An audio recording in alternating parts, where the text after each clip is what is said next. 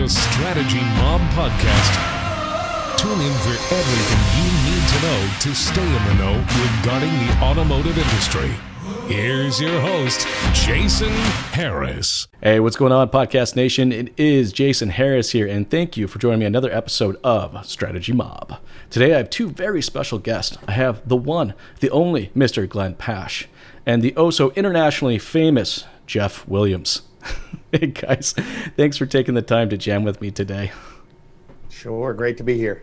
It's a pleasure. Hey, for everyone out there that's listening and watching right now and don't know about you two fine gentlemen, I think it'd be a great way to kick off our podcast today with a couple origin stories. So, Glenn, I'll start with you. How did you get started in this crazy little world we call the automotive industry? Let's see, probably about 12 years ago now, I left a job that I'd been for about 12 years, 14 years before that. So I was sort of in job transition. I was doing some consulting work, and I went down to my brother who had started a digital agency. He was helping me market my consulting business. And as I was watching his business grow, he needed some help building structure and operations, and that's what I was good at. So we sort of traded services and then looked at each other one day and said, why don't we work together? So we've been together now since, I would say, probably 11, 12 years. And the other thing is automotive just was never a conscious decision. You know, when you start your own business, you do work for whoever, friends, families. And Brian tells a story that one of the people he went to, because he was just doing SEO, was the person he got his car from. And he said, you need SEO. And the person said, I have no idea what that was. So they come up with some barter trade. And automotive just was a very opportunistic time frame, because way back when, that was just when Digital Dealer was starting. That was just when there was a lot of there were a lot of forums way back in the day. You sat on the forums and chatted and spoke. And so we built our business really by writing, talking, getting it out to events, and then eventually hosting events. And so that's sort of automotive just has become our biggest vertical because we've been really successful at it. It's one of those industries that once it sucks you in, it's got a hold of you and you will never get out. But you know what, Glenn, it's so true. I think for a lot of people that I meet is like very few people ever just kind of one day go, you know what, I'm going to be in the automotive industry. You know, it seems like for the most of us, we all kind of fell into or walked into it. Or for me, I got conned into it from my roommate at the time. But Jeff, for yourself, how did you get started in this industry? Oh man, it's kind of like your stories. Automotive became a second chance for me, and it became my best chance, at least best to date. And I'm in love with it as well as you guys are. You know, I was in the restaurant business, managing a restaurant, and up in Vancouver Island. And the owner of the hotel came to me and said, "Jeff, you're rearranging deck chairs in the Titanic. Get into sales, and you'll make $1 million." So I found myself in the car business. Found myself working for a training company. Started my own training company 24 years ago. In my friend Brian's garage. And that was the beginning of Absolute Results 24 years ago in Victoria, BC. That's awesome. I love businesses that start in a garage. I started in my basement. I hope 24 years from now, I get to tell the same story. Hey guys, I want to kind of kick off our questions today with just kind of getting a baseline, because it seems like every single time I jump on one of these podcasts with somebody, things are changing. I mean, things are changing so fast. I mean, they're changing weekly, daily. Depending where you are, it might even be hourly. So I'm curious for yourself, guys, what does the current norm look like for you? Glenn, I'll ask you, and then Jeff will ask the same question. From the day-to-day working with our clients, I would say nothing's changed in one facet. The team is still doing their work. I'm still chatting on the phone, talking, doing sales, creating content. The difference was probably about, I guess, we're going on 70 plus days. I guess middle of March, we went to fully remote. So our agency, all of the people are working at home. They've managed very well. We sat in the beginning. I did a little webinar about working from home and what they needed to really focus on. And from agency work, you miss the collaboration of seeing each other, but the technical work that people would do, they're doing it and we're getting it done. Now we have had the ability, I popped into the office once in a while, but other than that, my actual day, I was talking with a friend the other day, I've picked up 2 hours of commuting time back from not having to drive to the office, or just time being on airplanes. As much as I would like to travel, I'm getting more work done at home, because it's 9 o'clock in the morning into the office and out at lunch and then back in and doing work. So there's been good and bad. I mean, on one side, my wife actually today asked me the question saying, we've been married 18 years. And she said, have we ever spent this long of a time together in one space? And I had to think about it. And I said, we've been together, like on honeymoon for 2 weeks or something, but not for 2.5 months. And I said, no. And we sort of laughed and said, okay, I guess we're good. We didn't kill each other yet. And, I spend more time with the kids, and it's been in a lot of ways very good and relaxing. And you got a chance to look at things and do things that maybe were always on your to-do list, but you didn't get to. So, but the company's doing well, adding on new clients. Company is, we're prepping for our conference, which we can talk about later, but we went from live to virtual. So that's been a big focus point for us. But, looking forward to getting back with the team. I think we've targeted July to start getting back in the office in some sort of rotation. That's exciting, and I'm kind of hoping to do the same. I mean, a lot of my team's been remote for a very long time. So for us, that wasn't much of a change. Everyone was pretty used to that. But I do miss being on the road. Even though I'm with you, Glenn, I've, from a productivity perspective, the amount of time I've gained back, which has actually been kind of cool, because then I've been able to actually put that time back into spending with the kids. I just taught my youngest to ride a bike without training wheels today. So that was pretty cool. It's just being able to find that time in the day to be able to do that. It's been some pluses, but I'm with you. I am looking forward to getting back on a plane. I am looking forward to getting back on the road. I'm a handshake kind of a guy. I love being in front of someone. So I hope that will happen sooner rather than later. Hey, Jeff, for yourself, what does your current norm look like?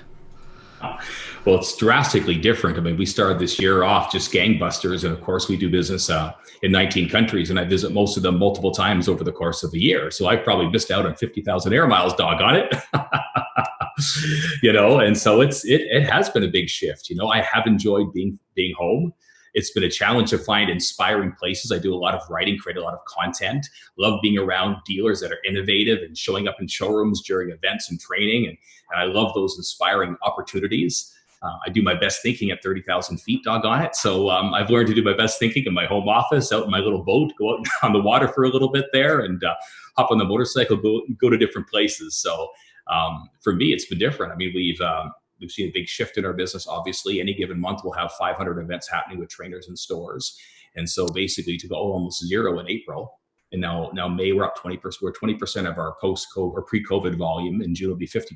So we're seeing markets.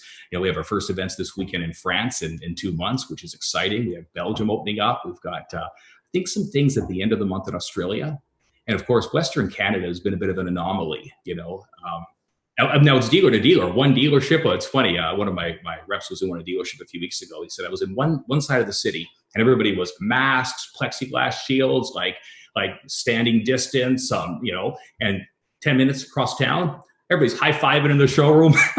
It's just like crazy, the extremes. And of course, Western Canada wasn't as badly hit, and we're a little more spread out. But it's been interesting just to see the different reactions and responses of dealers to the market. Yep. And we have a lot of business in the U.S. in your area there, Glenn, in the Northeast, with a lot of the premium brands. So it's holy mackerel, it's lockdown city. It's New Zealand. It's Australia. Really is. It's It really is. I don't know who in the world could have ever predicted. I mean, look, I went through the recession, and but that was like a 6 to 9 month buildup. Things kind of progressively got worse. At no point in time was, I think, as a business ever prepared to lose 80+% of my income or revenue in a 2-week period. So, boy, talking about having to pivot incredibly fast. That is seems to be the overall strategy of everything right now, is how fast can we pivot. But because of what's happened, everything's changed. The customers change. I mean, I know I've changed. I mean, I know I've used this analogy now a couple times, but I don't think I'll ever go back into a grocery store. I mean, I have 3 kids under the age of 10. Right, going into a grocery store, guys, was like a black ops mission. Okay, it was like, we're gonna go to this aisle, we're gonna get this done. There's no talk. Everyone's gonna be quiet, and we're gonna be in, and we're gonna be out. We're gonna be on our way, and it's just. The consumers changed. I mean, I'm doing so much of my ordering now from this device, and in a very clean, awesome process where I can just pull up, I just flip open the tailgate, they toss it in, I drive off, I'm being more productive, spending less time. So the consumers kind of changed that way, and the markets had to adapt to a different way of retail, and not just that industry, but all retail in general. So I think that's kind of a great place to kind of start off our conversation, guys. Is I would like to hear your thoughts and opinions on how the customer and the market has changed. Glenn, I'll start with you, and then Jeff, I'll ask you the same question. It's interesting. I think for your example of the supermarket, I like going to the supermarket. It's a place for me that's therapy, because I go by myself, and I like to cook. So I like seeing things, and the thought of someone picking the produce, they're not as good as me. So that's just me. But having to wear masks and watching, to Jeff's point, this, we had to, for a while, we had to wait online. So they only let a certain number of people in. And once you're in there, people are next to each other, they're touching things, putting it back down, and you're going, so it was a very mixed message. But I think from what you're saying is, I think that a lot of people are doing more research online because they can. I think there's going to be a lot of change in businesses. Just look at Zoom stock has gone crazy. But all of those shopping things like Instacart, or all of these different ones where someone's going to go. I mean, it's madness now in the supermarkets, because probably half of the people who are in there are those shoppers to fulfill your order. So there is a whole new industry coming out of this. I think that businesses just have to be prepared for the fact that people are coming out of this unsure physically what they're supposed to do. But I think it's convenience. I think that convenience that you were looking at in terms of shopping, that it's a very cliche, the thing said, the Amazon effect, right? Because I can go find whatever.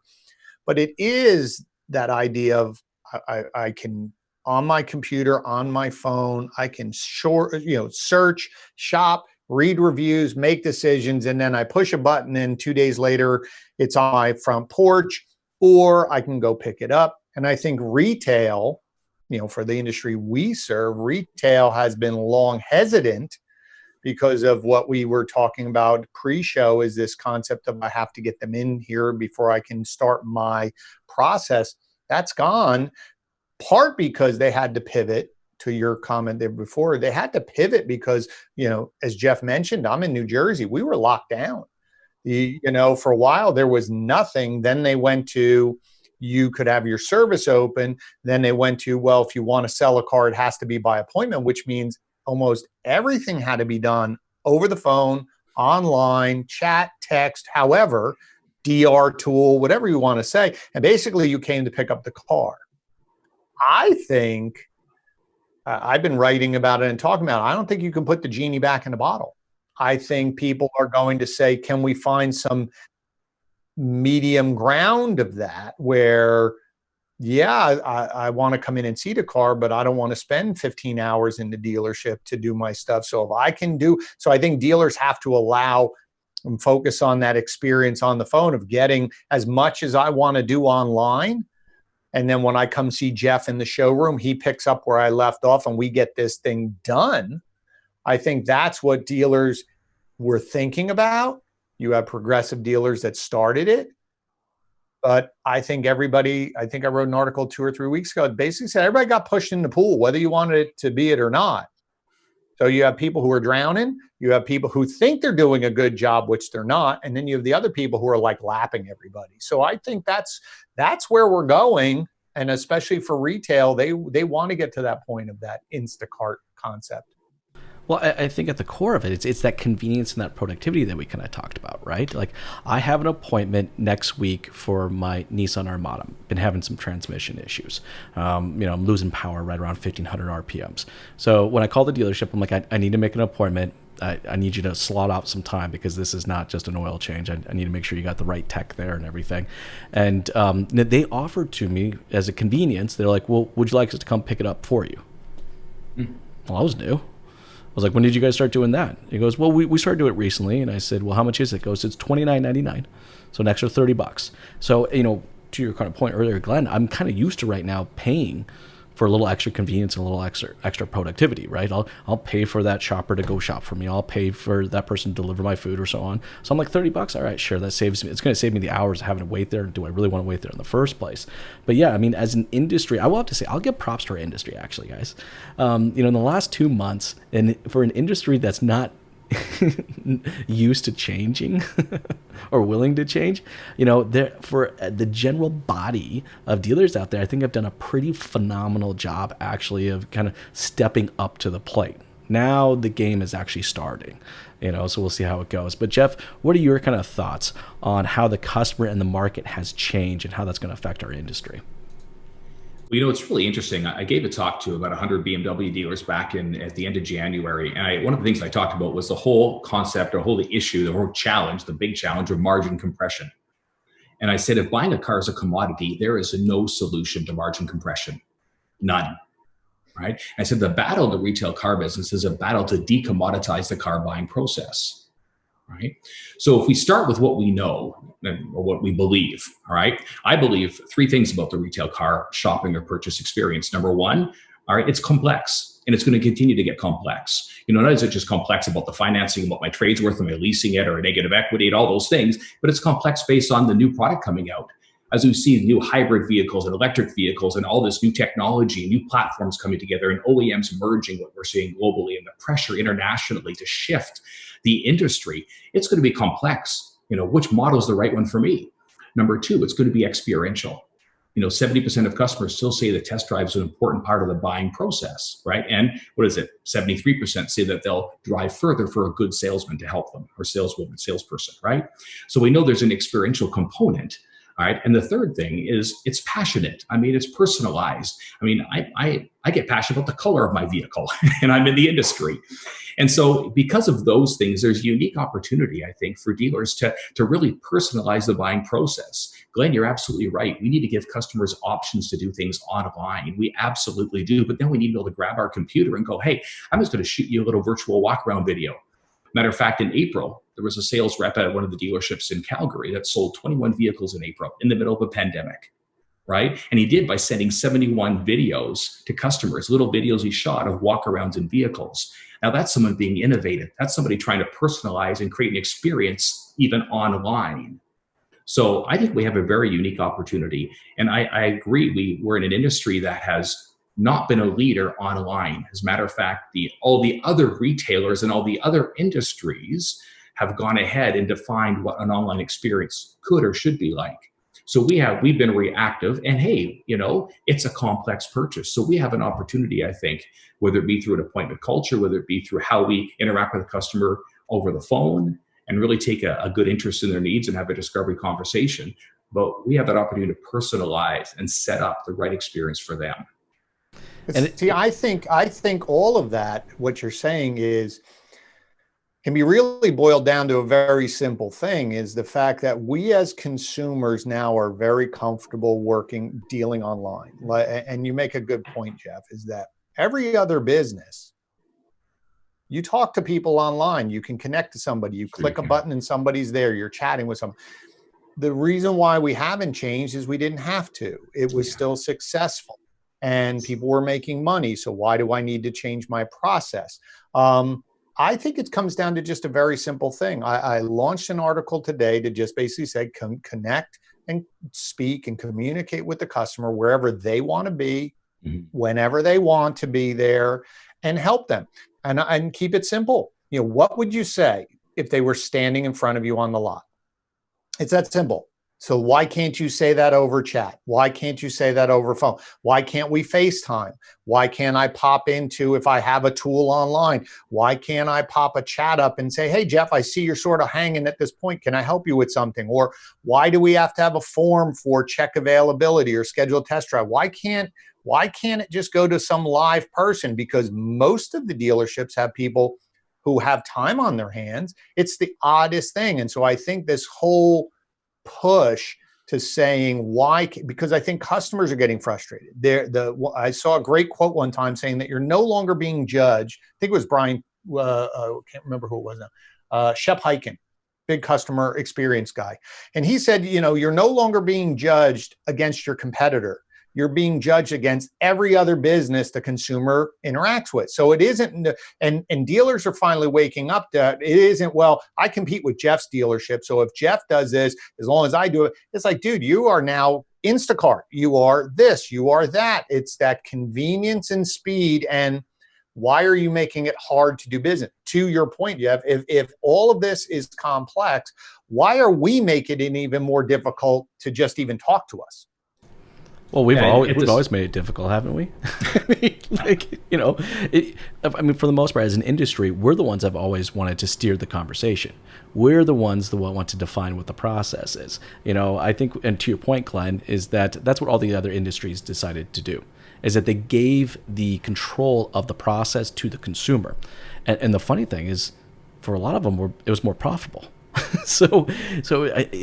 have to adapt. We have to give them that ability to decide how they want to purchase a car. We can't tell them. It's like a dealership maybe needs to create 3 or 4 different processes and say, which one would you like to go down to? But even once we have those processes defined, it's like, how do we get customers into the dealership right now? I mean, I know, Jeff, you were talking about, you have some dealerships in France that are just now opening up. I mean, Glenn, I know where you are. The dealerships are now opening up. Our dealerships just started opening up, and I have talked to a lot of dealerships, and they're trying to figure out, what do they say to their customers? And Glenn, to your point earlier, it's like what we should be saying to them is what we normally say to them on the lot. I mean, these old, the old idea of yelling out huge discounts, low lease rates. I think we have to market to the customer, not at the customer. But that's kind of my next question for you guys is, what should we be marketing to our customers now, and how should we do that? Glenn, I'll start with you, and then Jeff, I'll ask you the same question. Well, it's very funny because, Jeff, I also worked in the hospitality business, restaurants, for a long time. And I find a lot of similarities in restaurants and dealerships, because every day can be different, but there are structures and things that you have to follow in order to be successful. But in terms of marketing, it's the same thing. I think Jeff hit it really well. It's experiential. I mean, think of all the restaurants where you live. And if I came to visit and I said, okay, Jeff, I'm buying dinner, where do we go eat? You're going to go here. And it's not just going to be because the food or the price. You're going to say, boy, they take care of you. Right. So if the car is the car, we should be marketing. It's funny. One of you said it earlier, and it was a great point, and I don't think we should skim over it, is, why should I even do business with you? I think we get caught up in the deal, discount, price. I think you should be marketing the fact that we'll do it online. We already know that you don't want to come in yet because we're all trying to figure this out. So here's what we're going to do. Do as much as you want online. We'll talk to you. We'll pick up. You want to come in and test drive it? Hey, it'll be clean and sanitized, and we can be done with this. I think the idea of an appointment should no longer be to start the deal. I think the appointment should be to pick up your damn car. And so I think marketing should be about convenience, speed. We're here. We'll do whatever you want to do. Answer. We'll talk to you. All of that. On top of, we're safe, we're clean, or whatever, and people are going to come in. But I think if you go to market with that, I think you get more opportunities to talk. And then to Jeff's point is, stop making it so damn hard and confusing. Like, the only time you're going to get the truth is if you come in here like I'm the keeper of the secrets, right? Versus, I'll give you everything right now. And people are so used to that, they're going to come in. And then to Jeff's point is, give them a great experience. That's what you need to be focused on. I love that, Glenn. I mean, I love the idea of marketing process over product. Because I think in reality, what we're going to see from dealers that are going to be successful moving forward is they're going to have to process their way to profitability. I don't think look, I mean, we're all marketing people here. There's no magic pill. There's no diet pill or 12-minute ab solution for this. It's really processing our way to profitability. But Jeff, and before Jeff starts, but his point before was about margins. You're not going to make it up on the car.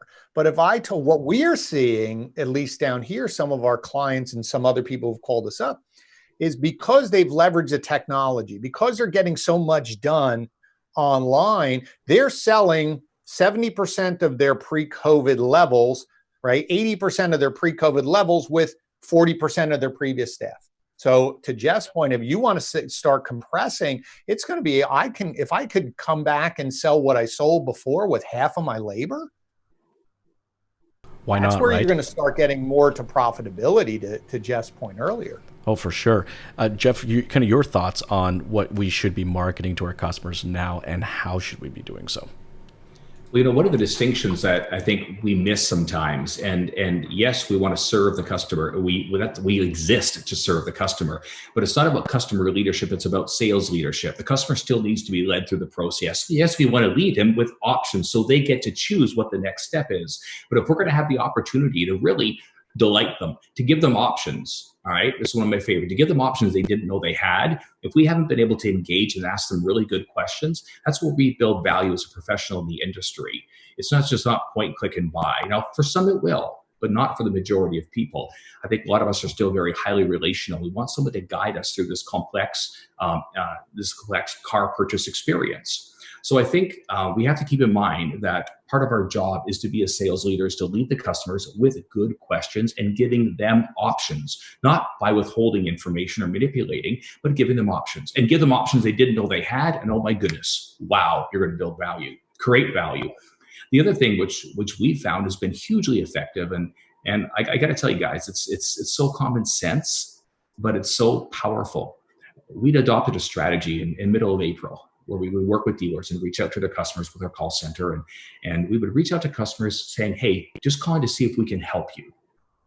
We called to help them. We called because, we had customers just like you who needed a vehicle service work done, had a vehicle breakdown, had their lease expiring, had a son or daughter who was taking public transport and didn't want them taking public transports. They needed a smaller used car.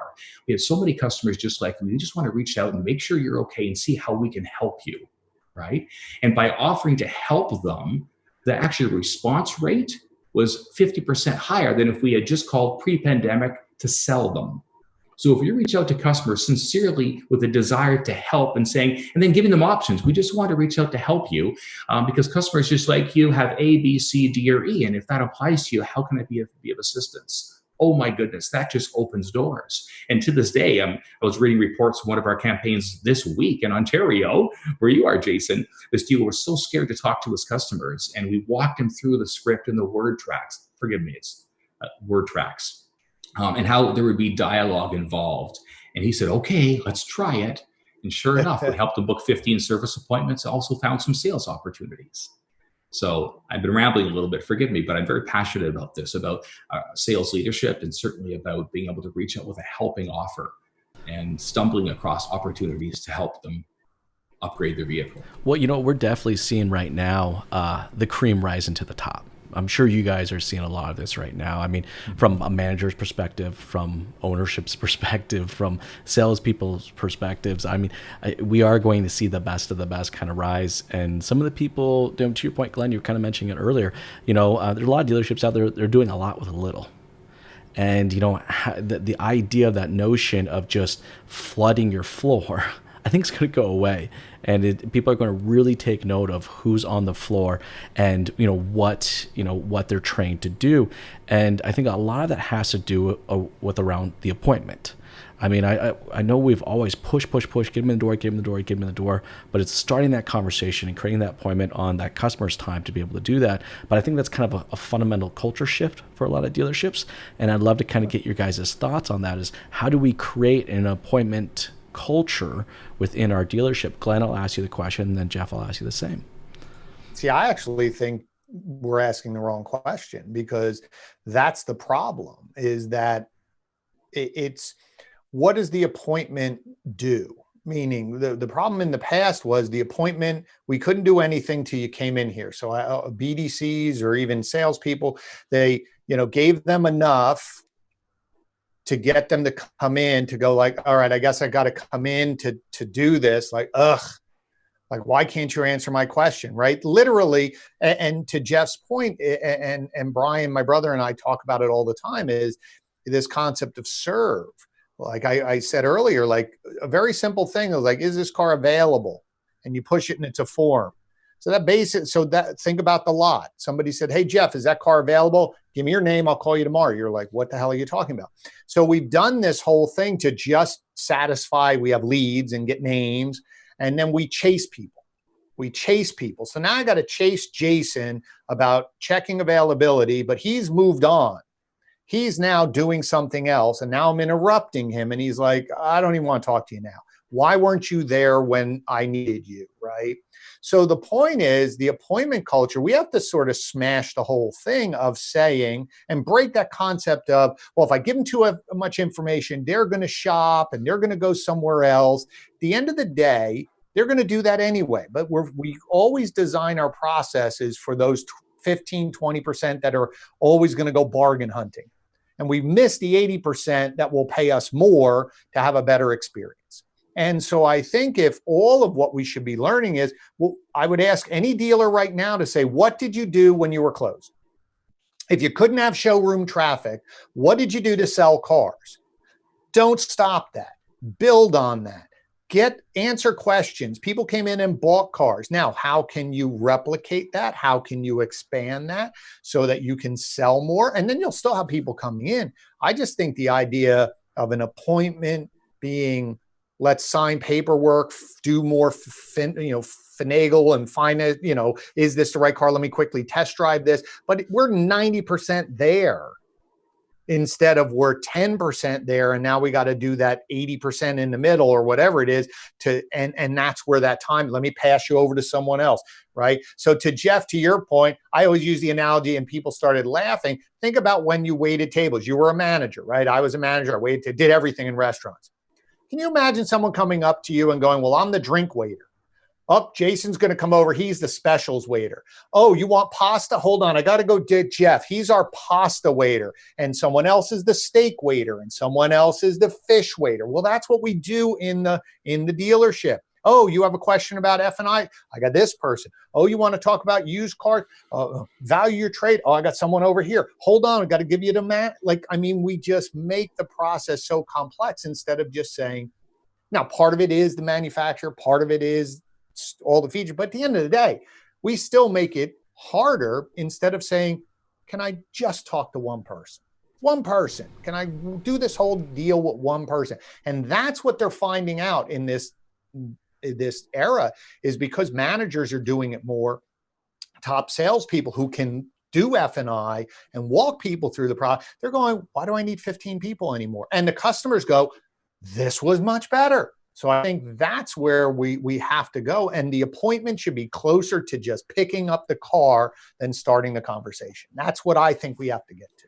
I think that's really interesting, Glenn. I think just going straight to conversation, removing every single little form or gateway, or just get straight into the conversation, and the appointment only being the actual delivery or finalization of the product. I think that'd be really cool. It'd be interesting, of course, to see, who actually ends up. We're doing it. We have a couple clients who have done it because we've been coaching them through the whole retailing process. They've removed all the forms from their websites, and their sales opportunities have gone through the roof. Why? Because now they're having conversations earlier on. And so people don't have to leave and go to another website. They don't have to go to the other dealer, because when I push the button and ask for get e-price or, hey, tell me about this, guess what? Jeff popped up and said, hey, I'm the manager here. What can I help you with? Lo and behold, like Jeff said, I can start having those conversations, start talking about options, give them options. Now I just start, come talk to me. They know I like Jeff. I'm not going anywhere else. That's true, because you get that instant connection. Jeff, Exactly. Your thoughts kind of on that appointment culture and how that may change within our dealership. I think we have to go, what is the purpose of an appointment culture? What is the purpose of having an appointment with a customer? And one of the core fundamental reasons to have an appointment, which is the reason to have an appointment culture, is we want more appointments, is that we can be prepared for the customer. I mean, oftentimes I'm in front of dealers or dealer groups and I tell this story. I say, you know what, we knew Glenn was coming in at 3:00 today. So man, are we ready for him? We've pre-appraised his trade. We've checked the service history on it. We know which vehicle he's coming in to look at. We've got a couple of vehicles selected, pre-selected for him. Manager's ready to meet him and shake his hand when he gets here. We are ready. We have an opportunity to deliver an incredible customer experience. Oh, but Jason, dang, I didn't know Jason was coming. And at 1:00, everybody's on their lunch break. Manager's not around. The vehicle he wants to see is in the back. It's not even ready. There's no gas in it. Photocopier is jammed to photocopy his driver's license for a test drive. I'm screwed before I get started almost. Now, that's an extreme example. But you know what? When we do have an appointment, if we see the appointment as my chance to shine, to make the unfun fun, to give Jason or Glenn an incredible experience in my store, we can't forget, and I don't think it's changed that much yet, and maybe it won't ever change. There's 3 purchases that happen when somebody buys a car. First, they buy the person. Then they buy the product, and then they buy the opportunity or the deal. Remember the old clothes we used to use, the 3 Ps? Is it me? Is it the thing I did? Is it the car? You don't like the car? Price? Is it the price? Person, product, price. Or the 3 Ms, me, money, machine. It was a classic clothes, and all of us in the business used it thousands of times. But it was based on the 3 buying decisions. And so I think the power of connection is certainly, to Glenn's point, when you respond promptly, when you're like, wow, that's a great question. Let me share some information with you. When you're not withholding, when they don't have to jump through a bunch of hoops, that helps build that connection. And that combined the speed and efficiency with the quality of the interaction and the empathy. I bought that person. I want to do business with that person. Right now, they're going to be my guide to help me find the right vehicle. And I'm likely going to trust them when the opportunity is presented financially. Right. And again, it's every dealership has their own systems and processes. But if we say that we want to have an appointment culture because our customers deserve that we take good care of them. Right. And then that appointment could be anywhere along the stage of buying that customer has decided to go with us. All right. So if we're giving them options on the phone where we can have an exploratory conversation over the phone first, and we engage them well and have dialogue. It's all about dialogue. We call them intelligent conversations with customers. And so if we're able to do that effectively, we can have appointments. We can build our entire sales process around appointments. We can set our goals and forecasts around appointments. We can then look at, Glenn, what % of my appointments are going to come from my Conquest digital marketing? What % are going to come from my portfolio of business that I'm working? And we have a lot of unique opportunities when we're intentional about appointments. Yeah, and I think to your point, Jeff, I think it's breaking down, and I think you started that your answer correctly. It's the appointment. We should be building our business around the appointment, meaning when they show up, we should be giving them a great experience, right? Picking up where we left off, right? So again, the problem is a lot of dealerships are stuck into, I can't get started till you show up. So I don't even want to. I agree. Absolutely. Perhaps the appointment is to have a phone call with them or to have a Zoom call with them. Perhaps the appointment isn't necessarily just an appointment to be in the store, but it's an appointment to have a meaningful, engaging, quality conversation. I just think that it's that concept of, I go back to it, what would you do if they walked up on the lot? Sure. How would you greet them? What would you ask them? Right? A million different questions. I say this all the time. You both have seen it. So if Jason comes on, it's a Nissan. What's your car? Your Nissan? What do you have, Jason? Armada. Okay, so he comes on the lot and he points to me and he goes, "Hey, how are you?" I introduce myself. I said, what are you doing here? And he goes, "Hey, that Armada over there. What do you tell me about that Armada?" I start going, "That's an awesome vehicle. A lot of my customers have it." And as we walk across the lot, I start asking Jason, to your point, Jeff, the exploratory questions. What do you like? Have you driven one before? Are you leasing? You buying? Blah, blah, blah, blah, blah, blah. All of those things. How come when Jason points to that same vehicle on our virtual showroom, our website. Sure. My response is, here's your car, when do you want to come in? Hey, did you get my email? When do you want to come in? Hey, I haven't heard from you. Do you have any other questions? When you're like it's silly that we don't treat his pointing out the vehicle on the virtual showroom with the same respect, the same consistency, to Jeff, your point, of the same process of engaging and being there for them and giving that experience. Why is it different, right? And a lot of times I go back to, we're not even staffing our virtual showroom because of the forms. You're basically telling them nobody's here. It's 11 o'clock in the morning and you have a question about a car. Nobody's here. Call us. Nobody's here. Nobody's here to help you. I mean, think about that. So I think you're right, Jeff. The appointment can be anywhere. So I don't want to get caught up in the, I don't want dealers to get caught up of, but that's what they do is appointment starts this. And I'm saying the conversation starts somewhere. Maybe the appointment is when they physically show up, and then you have a process to what do we do to wow them when they get there. But they should have been wowed by you, to your point, Jeff, about buying the person.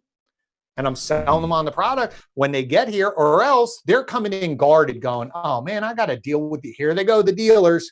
They hide stuff and they show up on the lot guarded. And then you can wow them all to death and they go, that's bullcrap. You know, your brother Brian talks about dealers having a brand promise. I've heard him talk about that multiple times. And I think that's powerful. One of the things we started doing last year, as we would call and confirm appointments, is we said, stop calling it a confirmation. It is not a confirmation. It's a virtual meet and greet, right? We're calling to add value. We're calling to tell a customer how grateful they are that they're giving us an opportunity, you know, because they have many choices, places they could go. And when you act, and part of what we would do is say, hey, just, you know, here's what typically happens when a customer visits our dealership. We do these 3 things, you know, and so we kind of put our process or a brand promise out front. And we use risk reverse language, obviously, and language to engage that customer. And I think to your point too, Brian, this on a virtual showroom, who's typically engaging with those virtual customers? Is it a BDC rep? Is it a bot? Excuse me. Is it who is it? You know, and why have we relegated that? You know, we're so easy to try to eliminate people as the problem or as the cost in the business. I'd rather see us have just as many people, but far more efficient, far more effective, because those soft skills, that's part of the art of selling, of leading the customer, that I think is part of the decommoditization of the car business. When I have someone that I can have an engaging conversation, that's the soft skills to interact with me. And I don't see a lot of teaching and training on those soft skills anymore. Well, that's because for a lot of the times we just stop training about the experience. Like honestly, we almost kind of stopped talking about it. I mean, I think for a fair amount of dealerships out there, they've done a good job, and Glenn, you were talking about earlier, is defining that in-dealership experience. I think for the most part, we execute it pretty well. I mean, definitely some better than others, but it's like we totally forgot about our digital dealership. Like we just totally forgot that dealership is there. In fact, gets more traffic and more engagement than our physical dealership does. And I think that's, and you guys have already kind of started answering this next question, but I just want to define the question real quick so that I can get it out of both of you. Is you know, how does that dealership create that better online experience? How do they take what we've done well physically and bring it, you know, digitally? I know during, you know, all this COVID-19, we've been forced to do that, but I think the game has just begun. I think everyone stepped up to the plate. Now, actually, the game has just begun. I'd love to get both of you guys' thoughts on how do we create that better online experience moving forward. I know you guys have already touched a little bit on that. But Glenn, I'll start with you. Well, I think you're right. Everybody got pushed into the pool. You know, people's dealerships got shut down and said, if you want to sell, you got to figure this out. Now, some of them have digital retailing tools and they just threw the tool on and thought, okay, now they were scrambling to figure it out. Other places, what happened was they had to furlough or lay off, or in some cases terminate some salespeople. So the only people that were left were your general managers, general sales managers, top, who could do everything. And because they only could talk on the phone, they did exactly that. They started talking to them as if they were sitting in front of them. If they emailed, well, then I'm emailing you the information so that you will eventually call me or whatever, right? They forced their hand without thinking about it. So I think the problem with dealerships in my opinion, and I've talked to them about this, is the fact that we've allowed technology and the world and whatever we want to talk about it to move past. My belief has always been BDCs were created because leaders in the dealership allowed salespeople to go, well, I'm not answering the phones. I'm not sending emails. I'm not good at that. So then it was like, well, do I get rid of him or her because they sell cars? Oh, I'll go hire someone else. But then the argument is I'll find somebody who has, to just point, the soft skills or use soft skills, who's good on the phone and they can handle computers, but don't you sell. That's over there to that person. So I think if you took a step back and just said, okay, let's just pause everything. If you looked at your website as a consumer and said, where am I throwing obstacles? Why? Why do I need a form? Why do I have 87 call to actions on a VDP?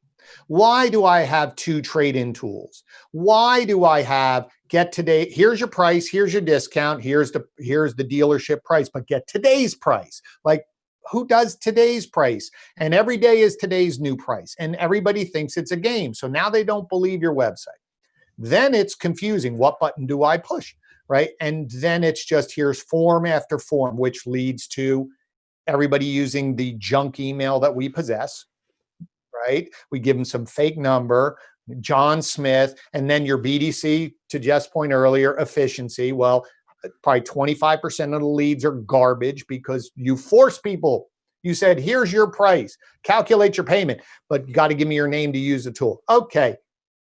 Go away at goaway@gmail.com. And I get my access. And then you're going, hey, but we got all these leads. How come we didn't set appointments? You're fired. Like, it's nuts. So I think if we just said to ourselves from two ends, what would we do if they were standing in front of me? Go look at your email communications. And are we saying the same thing? If not, fix them. What do we say when somebody gets on the phone? If we're not saying the same thing as if Jeff is standing in front of me, do that. Then go look at your website and say, where would a customer go through? Are there obstacles? If I push a button, am I going to talk to Jeff? If my start on a VDP, or if I'm in a tool and I'm there too long, because you know how long they're there, because the tools will alert a manager, hey, Jeff, someone's in the tool over here. Why can't Jeff pop up after a little bit and do what he just said? I'm here to help you. I know the car buying process is confusing. I'm here to help you. Like, that to me would be a great auditing starting point. The fear that I have is that when we go back to whatever normal, no masks or whatever, or people get used to coming back in, everyone goes, okay, we can go back to what we used to do because that worked. And you're going to frustrate consumers even more because they got a taste of it and said that was damn easy. Now we're back to making it hard. That's a really good point, Glenn. I think those are both ways that you could just very simple, like, it's not complex. Just what would you say? Go look at your emails. If you're not saying it, retype the damn thing. No, it's creating a disconnect. It's that handoff from your virtual dealership to your physical dealership. And I think for years it's been like this far off. And I think you'll find the most progressive dealerships out there, like the Benstocks, and they're finding ways to try to get that line way more closer, where it's just a linear transition from digital to physical. And I think it's because, to your point, we've all said this, the customer demands it now. I think we're beyond the point, guys, of this being a good idea. or a novel strategy. We're at the point now where the customer demands it. But Jeff, I'd like to get your thoughts on how does a dealership create a better online experience during COVID, and then of course moving forward as we progressively open up. Sure. Well, I think one of the things we haven't done a good job of differentiating is the difference between customer service and customer experience. And there's multiple ways to define that. Typically, customer service in my books is reactive. Somebody clicked a link, they inquired, they called, they walked in, we're reacting. Whereas customer experience is proactive. And actually, it's longer. It starts before they start shopping, if it's someone in our portfolio, and it continues on after they make that purchase. Why? Because they're in our portfolio. All right. And so if we're thinking that the experience, not just the service, we're actually trying to anticipate our customers' needs. right? That's a big part of it. And whether that's somebody who's in your database that you want to make sure you reach out to 4 times a year, twice a year with a goodwill message, or twice a year with the sales message, or whatever rhythm you've determined is going to give you the yield of retention in your dealership. And then the other side of it too is on a day-to-day basis, we have an appointment culture. Why? So we can be prepared for the customer. So we can have a huddle every day and say, okay, who's coming in on appointments today? How are we preparing to deliver a quality, high-value experience? Same thing with your one-on-ones as a sales manager. Most one-on-ones are looking backwards, driving with the rearview mirror. How many ups did you have yesterday? What did you do? How many test drives? No, how many appointments have we created? How can I help you create appointments for today? How can I help you add value to customers today? So it's a whole different mindset when you start thinking of a high value customer experience, and you need to be prepared for that customer, and you need to be intentional about that customer and try to anticipate their needs. I think anticipating their needs right now, or at least respecting what their needs are, is as an industry is what's going to push us to success. And for us to do that, we have to process it. It all comes down to processing the crap out of it. Well, it's twofold. It's the process, but I'm sure Jeff has run across it. That's why we all have businesses, because what Jeff just described, Jeff, honestly, in your experience, what you just talked about, forward thinking. Well, yeah, we can look about what happened yesterday, but it's more about having that huddle. Who's coming in today? Are we prepared? Having really good one-on-ones. Like, what percentage of dealerships do you see that really happening in on a consistent basis, meaning process driven? We don't stop. It happens what would you say? Oh, it's probably less than 10%. Right. So that's the point. Like, that's the struggle. And that's why some of the more progressive dealers, the ones who are process driven, who just say, think of it this way, and Jeff will understand. When you worked in a restaurant, especially even the franchise restaurant, remember, they're franchises, right? Mm-hmm. They're franchises theoretically. But if Jeff gets hired, right, and he goes in and he's the manager of, pick any franchise you want. He's the new manager who comes in because this store was struggling. Jeff doesn't come in and go, all right, we're throwing everything out. We're going to do it my way. They're going, we already have processes. We already have systems in place. I need you to make those people better at our processes, not change. Now, if you have some ideas, great. But that's what happens is that it's very personality driven. It's very ego driven. There's not a lot of process. There's not a lot. That's why we need to build process-driven success accelerated by people as that X factor rather than personality-driven success, which has been a lot of the industry. But we've had 2 major exoduses of talent from the industry in the last 20 years, 2 major ones. So there has been a lot of talent drain. There has been a lot of salespeople promoted into managers, and there is a lack of this leadership type training to show what are the best practices of the top stores. And how many actually know how to create a process? How many managers actually know how to create one, right? Sorry. Anyways, go ahead, Jeff.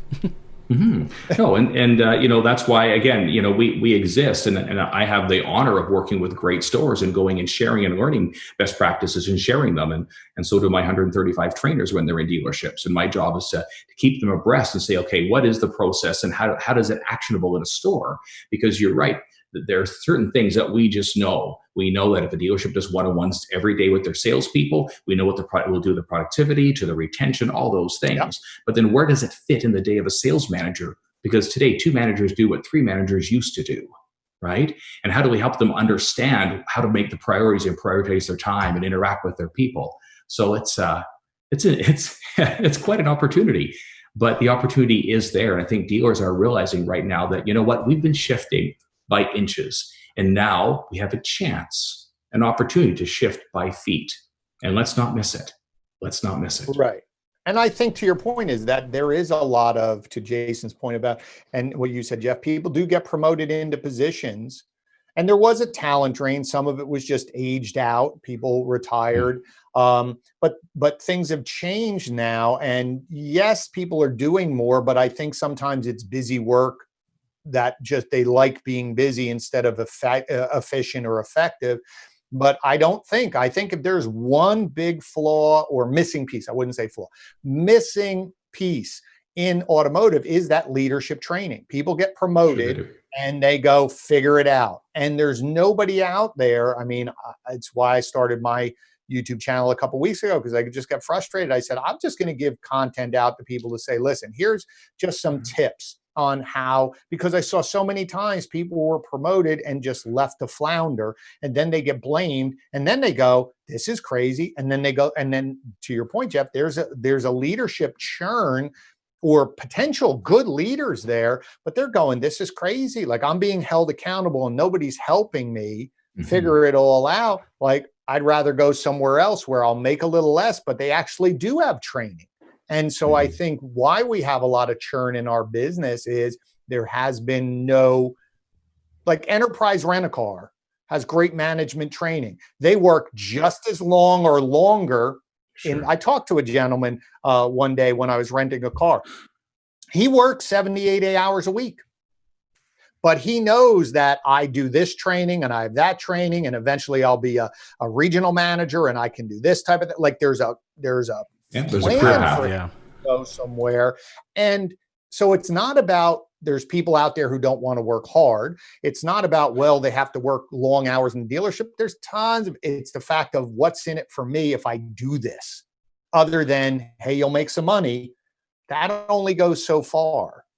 Sure. And I think we have a unique opportunity. I know we're running out of time here, Jason, but when I try to travel around the world, especially in Europe and Australia, there's such a younger generation of sales professionals in the industry. We're seeing it more and more. We look at what percent of a sales staff are Generation X and boomers versus Generation Z and millennials, and these young people, they are eager, but they are hungry for a pathway to success. Show me what I need to do. They want to be busy. They want to do meaningful work. Well, what's more noble than helping someone make one of the most important buying decisions and financial decisions of their life, one that they make every 3 to 5 to 6 years? That's a noble thing to do. So I think there's a neat opportunity here. All the changes in the industry, what's happening with our recent pandemic and crisis, but there's a great opportunity for the industry to continue to shift and more substantially and intentionally towards what this noble industry can be. I think there's huge opportunity right now for our leaders to invest back into their businesses, or our owners to invest back into their businesses. And I get that question actually asked a lot right now. If I am going to invest anywhere in my business, where I'm going to invest, and I hate to say it, but I don't necessarily believe it's in technology as much as it's in that leadership training. There's just, look, when I first got into the business, I worked for Radio Shack before I got into the car business. And I went to Radio Shack because I read an article in Forbes magazine that talked about how they had the best management training in the world at that given time, right? That's not necessarily the case anymore. But like, it was that is what I was hungry for. And to your point, Jeff, I think there's a lot of people that are not necessarily interested in this industry because, loud promises of 6-figure incomes and it is just not enough anymore, because I don't know if necessarily it's always true. It's people looking for a direction. They want to know how they can progressively increase their opportunities within the career path. Hey guys, I know it's getting towards the end of our time, so thank you so much for taking the time to jam with me. Before you guys go, I get to ask my last question. There's one thing on that before I start. Yes. Because I think what it is to that point is the only thing that a lot of people pitch in dealerships is sales, and they don't understand how big automotive is. What I taught at Northwood University, and there was so many people who they just understood the vastness, or we talked to them about how big automotive really is and all the different things you can do in this industry. But all we do is sell sales versus that pathway. And to Jeff's point, the more that you can give them this path, I think there's tons of people who are hungry. It's just, well, what happens if I don't do well in sales? Is there any other avenue? So I think to your point is, I think if people started, they have enough technology. They don't need another damn piece of technology. Go invest in your people, hire Jeff, tell him to come in and teach them how to do leadership. I think that will retain, and that will make dealerships able to do what Jeff was saying in terms of experience and deliver that value to them. But you got to put your money in the right place, and it's got to be the people now. And I think it's a wonderful time to do that. I mean, I'm talking to a lot of people that I know within my LinkedIn community. There's a lot of talent in the pool right now. There's Sure. a lot of talent, more than I think there's ever been in the past, and they're looking for something to jump onto.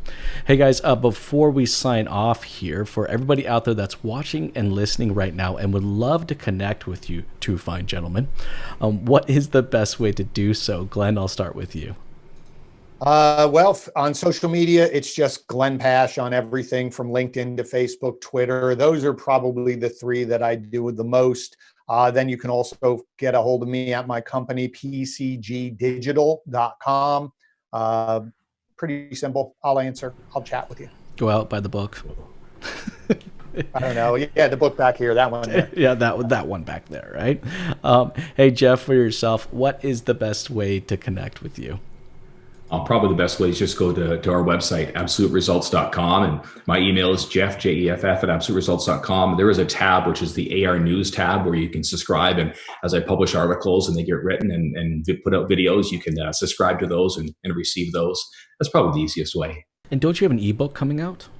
I do, yes, actually. Putting an ebook together, 3 Keys to the Restart. And it'll be available within the week, and I'll be happy to share it with you and your listeners as well. Awesome, guys. For everyone out there who's listening and watching right now, you better go and download that because it's a mandate. No. Hey, guys, thank you so much for taking the time to jam with me today. You guys have yourself an amazing day. All right. Thanks so much. Thank you. And that's the show. That's how we do it. Awesome. Cool. Right. Guys, that was So fun. what's pissing you off right now? I know I didn't get a chance to ask it because I know it's running at the end of time, and that's okay. I will have to say, guys, like this has been one of the best ones because I'll tell you, most of the time I'm the one that's having to like poke and push and get the two guests to actually engage with each other. You guys it was awesome. Like I'm telling you, I'm just looking at this. I'm thinking to myself, oh my gosh, this is like content gold right now. Please keep going. Thanks, Glenn. I really enjoyed it. Enjoyed the conversation with you there. Pleasure And thank you, meeting you. Jason. Great conversation. This was a lot of fun, Yeah. guys. Thank you so much. All right, guys. Thanks. Cool. Have a good one. See you.